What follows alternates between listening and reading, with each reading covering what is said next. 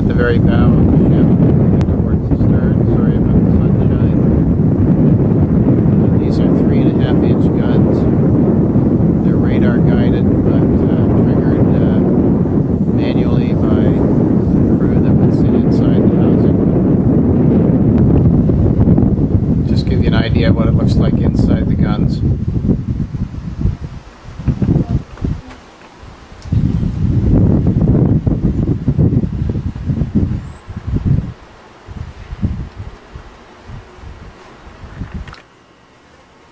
And again, we're right inside the gun, looking out towards the bow and further up the river towards town. There are areas like this. This is where the crew would sit and actually trigger the gun.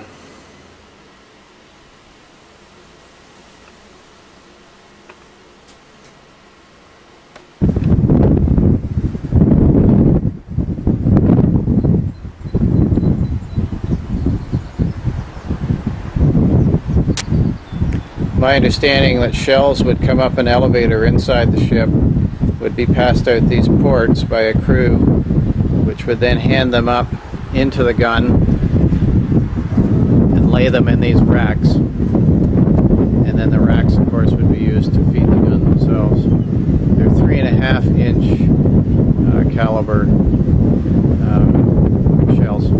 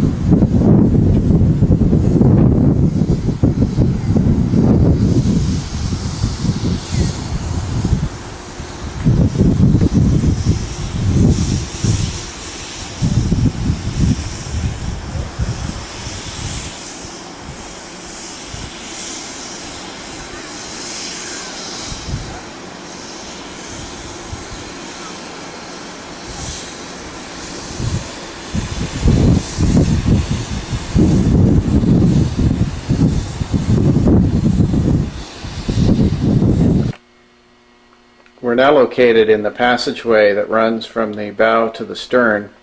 It's the only one. It's called Burma Road in the Canadian Navy. And I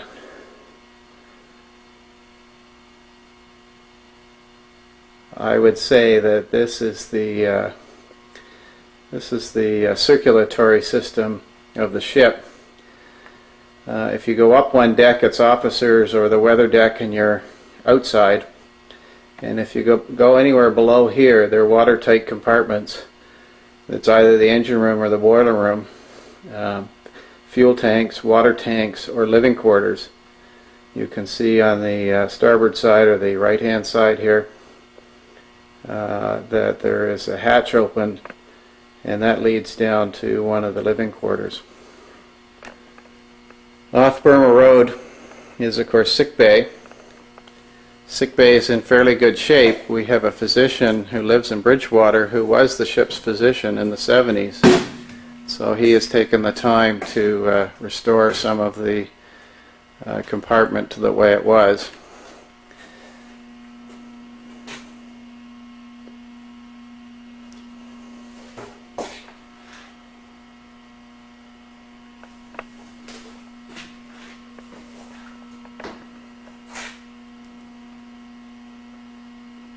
Just for the fun of it, up until the 70s, when a tot of rum was a tradition in the Canadian Navy, it was also the ship's physician who supervised the issuing of that tot, and that was done in Burma Road, just outside of sick bay here. Forward of sick bay is the petty officer's bar. The carpet has been removed in here. We're in the process of just starting to restore it. The seats and tables and things actually were all removed and taken to another operating ship, and that ship has just been decommissioned, and we're going to unbolt them and bring them back.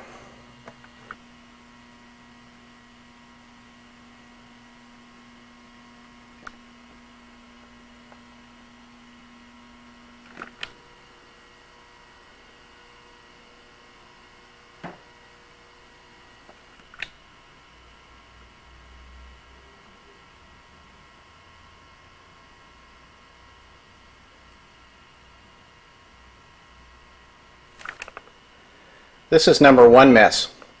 Bosuns lived here, and this is pretty typical of living quarters for a regular seaman. The mattresses and the privacy curtains have been removed for fire purposes, although many of that stuff, or much of that stuff, is on board, and as you can see, it would only take a little bit of effort to get it restored.